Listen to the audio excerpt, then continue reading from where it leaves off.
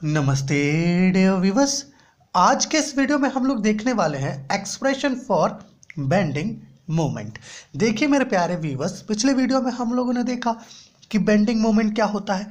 तो आज के इस वीडियो में हम लोग क्या करेंगे, बेंडिंग मोमेंट के लिए एक एक्सप्रेशन डिराइव करेंगे। ओके, आप पूछेंगे कि बेंडिंग मोमेंट क्या होता है। तो देखिए मेरे प्यारे व्यूअर्स, मान लीजिए कोई एक बीम है, ठीक है। ये क्या है, कोई एक बीम है जिसका एक एंड हम लोगों ने क्या किया, एक वॉल में फिक्स कर दिया है ना। और ये मान लेते हैं इसका न्यूट्रल सरफेस है, ठीक है, ठीक है, ओ डैश न्यूट्रल सरफेस है। अब जब आप इस पर कोई वेट अप्लाई करोगे तो क्या होगा, ये जो बीम है ये बेंड होगा। क्या होगा, ये बीम बेंड होगा, है ना। तो जब ये बीम बेंड होता है प्यारे साथियों, तो इस न्यूट्रल एक्सिस के ऊपर जितने भी फिलामेंट्स होते हैं लेंथ के, वो एक्सटेंड कर जाते हैं, मतलब उनका लेंथ थोड़ा सा बढ़ जाता है। और इस न्यूट्रल एक्सिस के नीचे जितने भी फिलामेंट्स होते हैं लेंथ के, वो कंप्रेस हो जाते हैं, अर्थात उनका जो लेंथ होता है वो थोड़ा डिक्रीज कर जाता है। ओके, तो न्यूट्रल एक्सिस के ऊपर क्या हो रहा है, एक्सटेंशन हो रहा है। तो इस एक्सटेंशन को अपोज करने के लिए यहाँ पर एक इनवर्ट पुल लगता है। और न्यूट्रल एक्सिस के नीचे क्या हो रहा है, कंप्रेशन हो रहा है। तो इस कंप्रेशन को अपोज करने के लिए यहाँ पर एक आउटवर्ड पुल होता है। इसी इनवर्ड और आउटवर्ड पुल के कारण प्यारे व्यूअर्स, यहाँ पर एक कपल फॉर्म होता है। और इसी कपल को हम लोग क्या कहते हैं, बेंडिंग मोमेंट कहते हैं। ओके, और इसी बेंडिंग मोमेंट का हम लोग क्या करेंगे, आज एक्सप्रेशन को डिराइव करेंगे। मेरे प्यारे व्यूअर्स, पिछले वीडियो में हम लोगों ने डिटेल में देखा बेंडिंग मोमेंट को। ओके, तो आइए बेंडिंग मोमेंट के एक्सप्रेशन को डिराइव करने के लिए हमें पहले कुछ इस प्रकार का एक डायग्राम लेना होगा। यहाँ पर ये जो आप देख रहे हैं, ये एक बीम है जो सर्कुलर आर्क के फॉर्म में क्या है, बेंड हो गया है ना। हो सकता है स्टार्टिंग में वो रेक्टेंगुलर फॉर्म में हो, जैसे कि हम लोगों ने यहाँ पर देखा रेक्टेंगुलर बार के फॉर्म में हो, है ना। बट जब वो बेंड हुआ तो उसका एक रीज़न हम लोग लिए, जो सर्कुलर आर्क के फॉर्म में कुछ इस प्रकार से बेंड हुआ, ठीक है। प्यारे व्यूअर्स, जो रेडियस ऑफ कर्वेचर है ना, उसको हम लोग आर लिए हुए हैं। यहाँ पर देखिए आर, और ये है डी, जो है पॉइंट डी, ये सेंटर ऑफ कर्वेचर है। ओके, ये आर्क जो एंगल सबटेंड कर रहा है सेंटर ऑफ कर्वेचर पर, वो थीटा लिए हुए हैं हम लोग। ये वाला एंगल है, ये वाला एंगल है, थीटा लिए हुए हैं हम लोग इसको। ओके ओके, और यहाँ पर आप एक चीज़ अच्छे से ध्यान रखिएगा, ठीक है, कि यहाँ पर ये जो ओ डैश है, ये ओ और ये ओ डैश, ठीक है, ये क्या है, न्यूट्रल एक्सिस है। देखिए न्यूट्रल एक्सिस क्या है, ऐसा एक्सिस है जिसका लेंथ बदलता नहीं है ना। बीम के बेंड होने के बाद भी उसका लेंथ नहीं बदलता, ठीक है। तो इनिशियली प्यारे व्यूवर्स, ठीक है, हम लोग क्या करेंगे, ये जो छोटा सा आर्क है, चलिए इस पॉइंट को, ये वाला जो पॉइंट है, इसको ए नेम दे देते हैं, और इस वाले पॉइंट को बी नेम दे देते हैं।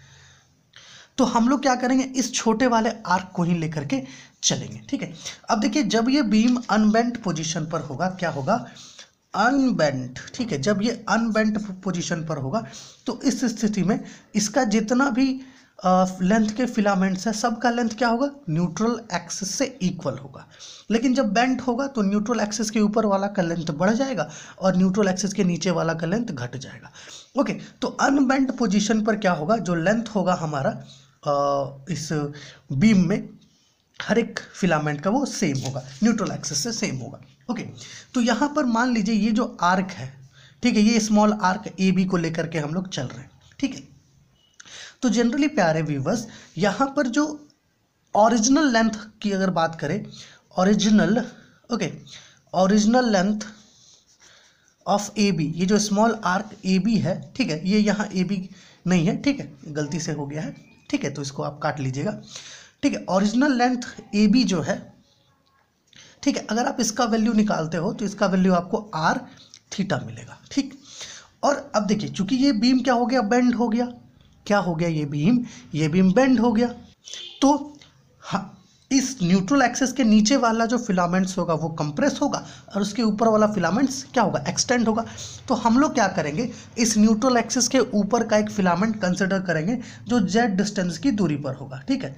मान लेते हैं ये वाला फिलामेंट है, ये वाला, इसको चलिए ई एफ नेम दे देते हैं, ठीक है। मान लेते हैं कि ये वाला फिलामेंट है, या फिर आप चाहें तो इसको एक्स वाई नेम दे देते हैं, ठीक है, एक्स वाई, ठीक। तो हम लोग क्या कर रहे हैं, ओ डैश से एक जेड डिस्टेंस की दूरी पर हम लोगों ने एक फिलामेंट एक्स वाई कंसिडर किया। अब चूंकि ये बेंट बेंड पोजीशन पर है, बेंड हो चुका है, तो ऑब्वियस सी बात है ये न्यूट्रल एक्सिस के ऊपर है, तो इसका लेंथ क्या होगा, इंक्रीज हो जाएगा। तो हम लोग यहाँ पे लिखेंगे एक्सटेंडेड लेंथ, ठीक है, एक्सटेंडेड लेंथ, ठीक है, एक्सटेंडेड लेंथ। इसको चलिए ए डैश बी डैश दे देते हैं, ठीक है। तो एक्सटेंडेड लेंथ क्या हो जाएगा, a dash B dash, that is ये हो जाएगा आपका आर प्लस जेड थीटा, ठीक है। अब आप सोच रहे होंगे ये कैसे हो गया, ये चीज़ कैसे निकला, R theta R plus Z theta. तो देखिए हमें पता है ना, जो एंगल सबटेंड करता है आपका आर्क सेंटर ऑफ कर्वेचर पर, वो इक्वल होता है किससे, एल बाई आर से। तो इसके अकॉर्डिंग हम लोग लेंथ का वैल्यू थीटा आर से निकालते हैं, है ना। थीटा जो एंगल सबटेंड कर रहा है और आर जो रेडियस ऑफ कर्वेचर है, इसके अकॉर्डिंग ये चीज़ हम लोग पता कर रहे हैं, ठीक, समझ पा रहे हैं। और एक और डाउट हो सकता है आपके मन में हो कि हम लोगों ने यहाँ पर तो न्यूट्रल एक्सिस लिया है, इसका तो बढ़ ही नहीं सकता है ना, लेंथ ना बढ़ सकता है ना घट सकता है, ये तो सेम रहता है बेंड पर पोजीशन पर भी और अनबेंड पोजीशन पर भी। तो हम लोग ये जो लेंथ ले रहे हैं ये अनबेंड पोजीशन के लिए है, ठीक है। और अनबेंड पोजीशन पर हर एक लेंथ, हर एक फिलामेंट का जो लेंथ होता है वो सेम होता है, इसलिए हम लोग न्यूट्रल एक्सिस वहाँ पे कंसिडर किए। अब चूंकि जब ये बेंड हो गया तो हम लोग क्या किए, एक्सटेंडेड लेंथ लेने के लिए एक फिलामेंट कंसिडर किए जो न्यूट्रल एक्सिस से z डिस्टेंस की दूरी पर था। वो फिलामेंट का जो आर्क हम लोग लिए वो क्या लिए, ए डैश बी डैश, ठीक है। एक्सटेंडेड लेंथ है ए डैश बी डैश, जो R plus Z theta value है इसका, ठीक है। तो देयरफॉर इंक्रीज इन लेंथ कितना हो जाएगा, है ना, इंक्रीज इन लेंथ, है ना, लेंथ में कितना इंक्रीज आएगा, तो लेंथ में इंक्रीज आपका मिलेगा a dash B dash minus a b करने से, मतलब है कि r plus Z theta minus r theta से, है ना। मतलब है कि r theta plus Z theta minus r theta, okay. ये आर थीटा क्या होगा, कैंसिल हो जाएगा, तो इंक्रीज इन लेंथ आपको मिलेगा जेड थीटा, ठीक है। ये जो जेड थीटा है this is increase in length. अब इसकी मदद से हम लोग क्या कर सकते हैं, ये पता कर सकते हैं कि यहाँ पर ये जो आर्क है, इस आर्क के पास टेंसाइल स्ट्रेन कितना है, स्ट्रेस मत समझिएगा, स्ट्रेन क्या होता है, change in length divided by original length, okay. So यहाँ पर चूंकि लेंथ में बदलाव आ रहा है तो हम लोग यहाँ पे टेंसाइल स्ट्रेंथ अर्थात लॉन्गिट्यूडनल स्ट्रेंथ लेकर के चलेंगे। तो यहाँ पर जो टेंसाइल स्ट्रेन होगा, ओके, टेंसाइल स्ट्रेन, ठीक है, वो कितना होगा। अब चेंज इन लेंथ कितना है, जेड थीटा, और ओरिजिनल लेंथ कितना था फिलामेंट का, आर थीटा। तो यहाँ पर जो टेंसाइल स्ट्रेन हम लोग को मिलेगा, टेंसाइल स्ट्रेन, ओके, ये कितना मिलेगा, ये थीटा थीटा कैंसिल करोगे तो जेड बाई आर मिलेगा, ये टेंसाइल स्ट्रेन है यहाँ पर, ओके। इसके बाद हम लोग यंग्स मॉडुलस ऑफ इलास्टिसिटी निकालेंगे, जिसकी मदद से हमें टेंसाइल स्ट्रेस का वैल्यू मिलेगा, और वहाँ से हम लोग पता कर पाएंगे कि कितना फोर्स इसके चारों तरफ है ना, कितना मोमेंट ऑफ फोर्स यहाँ पर मौजूद है, ठीक है, ये पता चलेगा। और वही मोमेंट ऑफ फोर्स को हम लोग बेंडिंग मोमेंट कहते हैं, ओके। प्यारे व्यूअर्स, यहाँ पर आप एक चीज़ अच्छे से ध्यान रखिएगा, ये जो टेंसाइल स्ट्रेन हम लोग पता कर रहे हैं ये डायरेक्टली प्रोपोर्शनल होता है जेड पर, अर्थात जो न्यूट्रल एक्सिस है ना, उससे कितना दूरी पर फिलामेंट है उस पर डिपेंड करता है कि वहाँ पर कितना स्ट्रेन होगा, अर्थात वो कितना एक्सटेंड होगा या कितना कंप्रेस होगा। ये डिपेंड करता है कि जो फिलामेंट चूज कर रहे हैं हम लोग, वो फिलामेंट न्यूट्रल एक्सिस से कितनी दूरी पर है। जितना ज़्यादा दूरी पर होगा वहाँ पर उतना एक्सटेंशन और कंप्रेशन देखने को मिलेगा। अगर फिलामेंट न्यूट्रल एक्सिस के ऊपर है तो उतना हमें एक्सटेंशन देखने को मिलेगा, अगर वो न्यूट्रल एक्सिस से नीचे है तो हमें उतना कंप्रेशन देखने को मिलेगा, ओके। अब यहाँ पर हमारा काम हो चुका है, ठीक है, टेंसाइल स्ट्रेन तक का, इसको ध्यान में रखिएगा। अब यहाँ पर हमें एक और फिगर कंसिडर करना होगा, ओके, कुछ इस प्रकार का। प्यारे व्यूअर्स, हम लोगों ने स्टार्टिंग में कहा कि ये जो बेंड पोजीशन का बीम है ना, इसका जो हमारा क्रॉस सेक्शन है वो रेक्टेंगुलर क्रॉस सेक्शन का है, जैसा कि हम लोगों ने आपको यहाँ पर बताया था, रेक्टेंगुलर क्रॉस सेक्शन का है, ओके। उसी प्रकार से मान लीजिए कि ये क्या है, ये इसी बीम का हिस्सा है, ठीक है, जिसका एक क्रॉस सेक्शन है ए बी सी डी, और एक क्रॉस सेक्शन को चलिए हम लोग यहाँ पर जी एच आई एन जे ले लेते हैं, ठीक है। हम लोग क्या करेंगे प्यारे व्यूअर्स, किसी एक क्रॉस सेक्शन को लेकर के चलेंगे।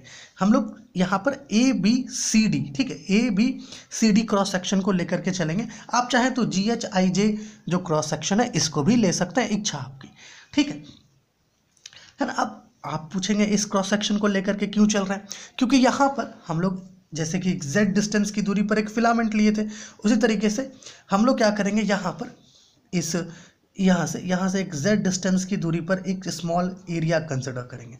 ठीक है, अब थोड़ा सा आपको इस चीज़ के बारे में बता दें, यहाँ पर ये जो पिंक लेयर आप देख रहे हैं, पिंक से बना हुआ लेयर, ये एक्चुअली न्यूट्रल सरफेस है, जहाँ पर जितने भी फिलामेंट्स प्रेजेंट हैं उनका लेंथ बिल्कुल सेम होता है, चाहे वो बेंट पोजीशन पर हो चाहे वो अनबेंट पोजीशन पर हो। ठीक है ना। और जो हमारा न्यूट्रल सरफेस है वो क्रॉस सेक्शन का सरफेस ABCD को EF लाइन पर, है ना, यहाँ पर मिल रहा है।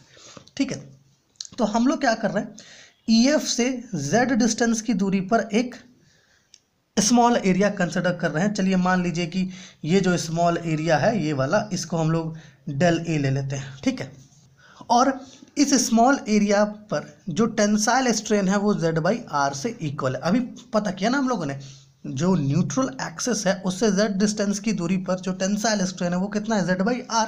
तो हम लोग क्या कर रहे हैं, न्यूट्रल एक्सिस, वो एक्सिस भी न्यूट्रल सरफेस पर ही लाई कर रहा है, तो न्यूट्रल सरफेस से Z डिस्टेंस की दूरी पर हम लोगों ने एक एरिया कंसिडर किया, तो वहाँ पर जो टेंसाइल स्ट्रेन होगा प्यारे व्यूअर्स वो Z/R होगा। ठीक है, समझ पा रहे, Z/R होगा इस जगह पर। तो ऑब्वियस सी बात है, यंग्स मॉडुलस ऑफ इलास्टिसिटी अगर हम लोग पता करते हैं, यंग्स मॉडुलस ऑफ इलास्टिसिटी क्या होता है, वो होता है आपका tensile strain by tensile stress होता है ना। क्या होता है, टेंसाइल स्ट्रेस।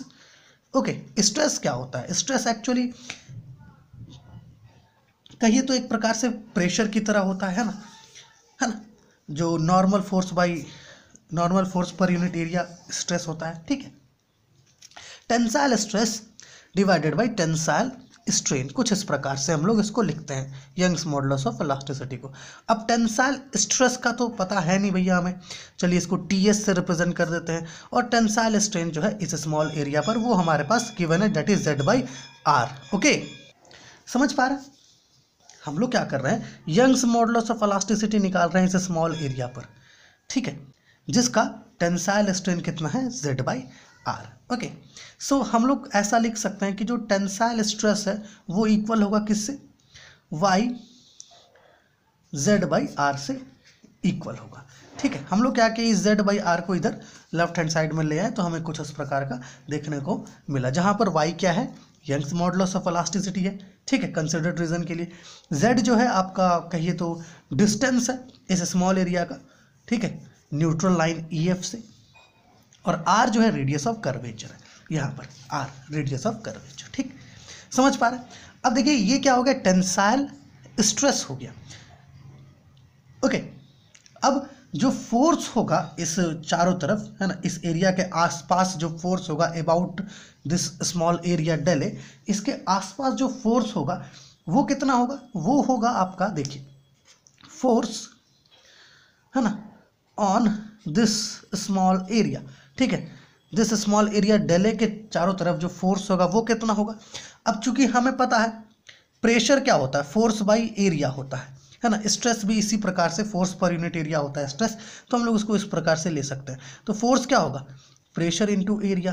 तो यहाँ पर अगर आप देखो तो प्रेशर स्ट्रेस को, टेंसाइल स्ट्रेस को रिप्रेजेंट कर रहा है, तो यहाँ पे होगा YZ/R dot del A। This is the force on this small area del A। ठीक है, अब इस स्मॉल एरिया का जो मोमेंट होगा, ठीक है, इस स्मॉल एरिया का जो मोमेंट होगा अबाउट दिस रीजन ABEF, है ना, इस रीजन के चारों तरफ, या फिर आप ऐसा कह सकते हैं इस रीजन के आसपास जो मोमेंट होगा इस small force YZ/R dot del A का, वो कितना होगा।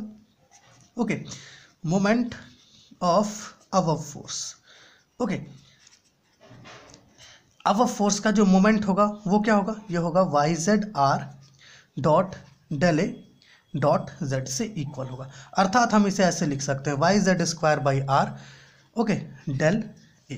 ठीक, एक और चीज़ यहाँ ध्यान रखिएगा कि अब जैसे कि हम लोगों ने कहा कि ये जो आप देख रहे हो एक स्मॉल एरिया हम लोग लिए, उसी प्रकार से हम लोग ये कह सकते हैं कि जो क्रॉस सेक्शन ABCD है ये भी क्या है, ये इसी प्रकार से स्मॉल एरिया से मिल करके बना हुआ है। ये जो स्मॉल एरिया है डेल ए, इसी प्रकार का स्मॉल एरिया से मिल करके ये पूरा क्रॉस सेक्शन बना हुआ है ABCD, है ना। तो हम लोग ऐसा लिख सकते हैं यहाँ पर, है ना, कि जो मोमेंट ऑफ फोर्स होगा, है ना, ऑन ABCD, ठीक है, ये जो फोर्स है YZ/R डॉट डेल ए, ठीक है, ये फोर्स का जो मोमेंट होगा around this area of cross section ABCD, okay, इसके अलोंग जो आपका मोमेंट ऑफ होगा इस फोर्स का, उसे हम लोग कुछ इस प्रकार से लिख सकते हैं YZ²/R, ओके, माफ कीजिएगा, सिग्मा